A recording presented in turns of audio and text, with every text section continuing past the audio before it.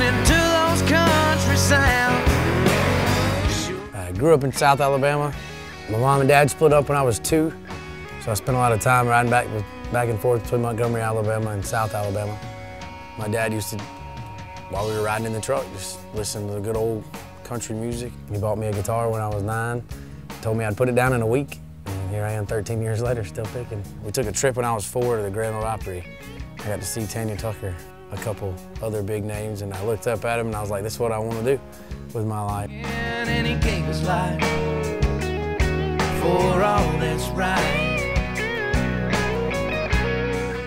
I was sitting at my little spot that I'd go to think on Camp Lejeune, and I was in a white pickup truck, and I started writing the song. I was 18, and I started writing the song about me.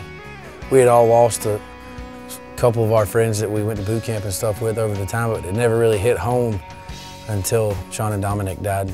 The words would like resonate in my head and make me think about the sacrifice they made so that I could come home and do the things that I do and that everybody can do. I never thought it would impact people like it has. Sacrifices, still decisions that he makes. It's the life he saves, the one he has to take. I was in 7th grade when 9/11 happened. I remember riding to school the next day, telling my mom I wanted to go. I wanted to sign up then. Of course, I was too young. My dad asked me to give him a semester of college before I would join the Marine Corps, and I actually didn't tell him till the week before I left. I only went to college for about a total of 4 hours. Spent the rest of the semester partying it up and having a good time and realizing that I needed some discipline in my life. Yeah, I'm still coming home, leaving the past over there. I'm fighting to let go, and I'd be so scared.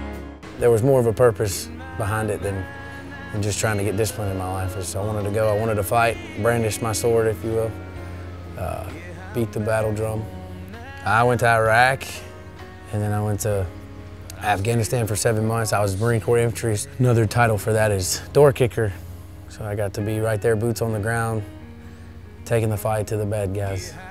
Around a whiskey, if she ever miss me, I won't be hard to find.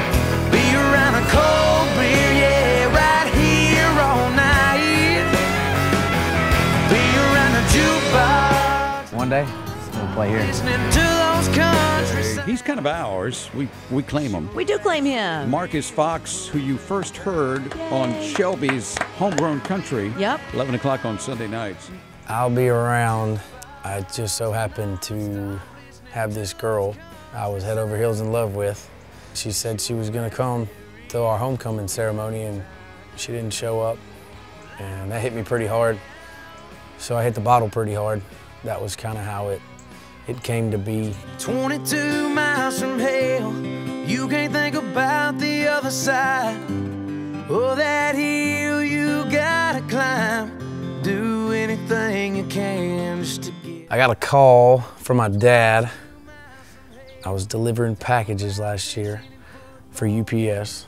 My dad called me and said that a man was gonna call me and talk to me about coming down to do a show called American Hero Experience. And I told him no.